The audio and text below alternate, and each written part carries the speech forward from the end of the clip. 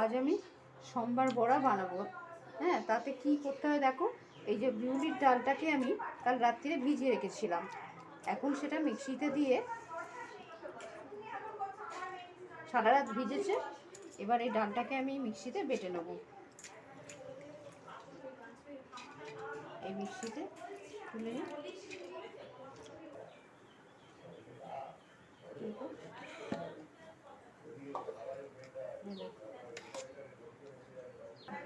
বাটা হয়ে গেছে।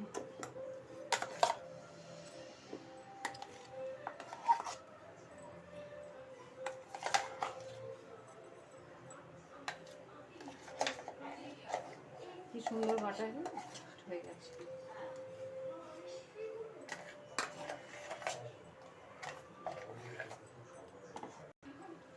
আমি একটু বেশি পরিমাণে করব তো, সবাই মিলে খাবে, ওই জন্যে আমি আরেকবারের মতো আছে, আমি এটা দিয়ে দিই, আরেকবার করে নিয়ে সম্পূর্ণ।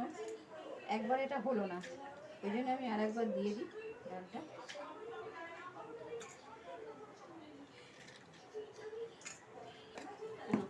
আরেকবারের মতো এটা হয়ে গেল, আমার পুরো ডালটা বাটা হয়ে গেল।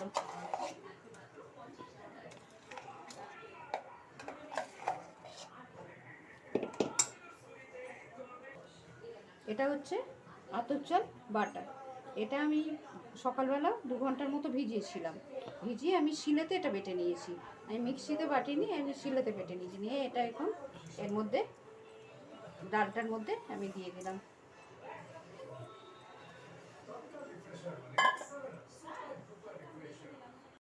এবারে আমি নুন দিয়ে দিলাম।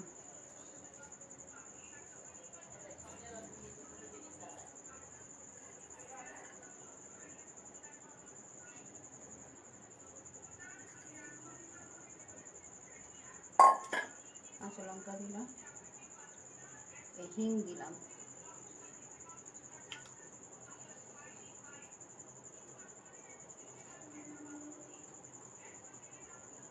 যে কারি পাতাটাকে আমি কুচিয়ে নিচ্ছি, কেন আমি কাঁচিতে অত কাটতে পারি না, আমি এই ছুরিতেই, এই বটিতে এটা কুচিয়ে রেখেছিলাম। এই কারি পাতা দিয়ে দিলাম।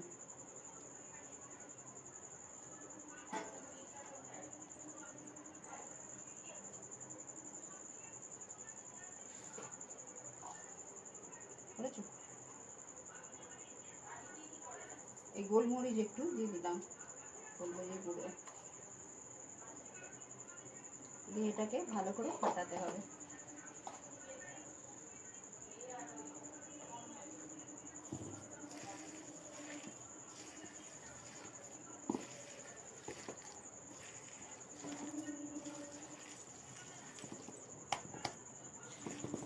এবার ভেজে নেবো সাম্বার বড়াটা।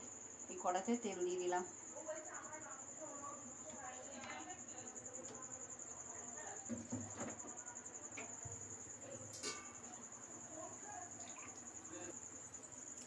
এটা সাদা তেলেই করে। এই তেলটা গরম, এবার তেলটা গরম হয়ে গেছে। এবার এই যে সাম্বার বড়াটা করবো, এটা কিন্তু হাতে জল দিয়ে নিতে হবে। হাতে জল না দিলে এটা হাতের মধ্যে আটকে গেলে তখন ছাড়া যাবে না।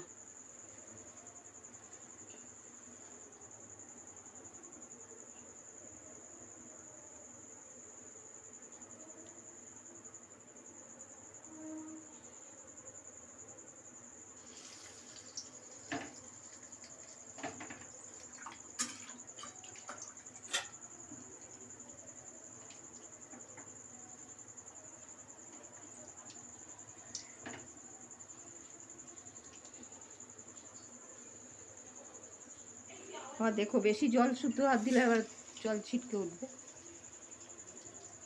প্রত্যেকবারই একটু জল হাত দিতে হবে, না দিলে হাতের মধ্যে আটকে যায় ভীষণ, এটা নিয়ম।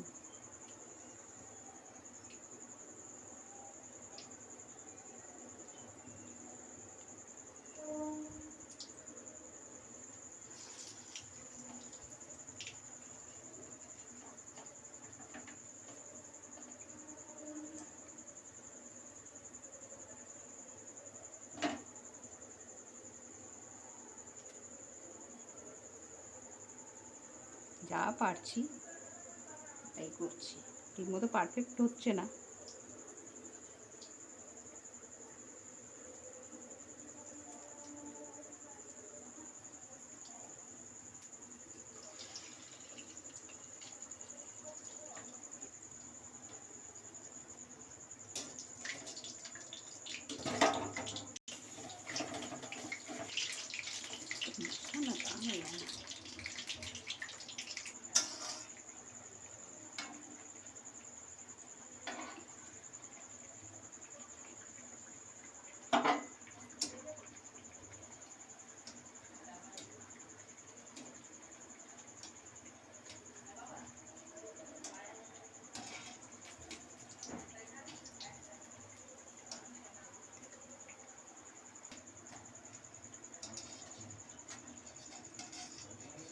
প্রায় হয়ে গেছে, এবার তুলে নিই।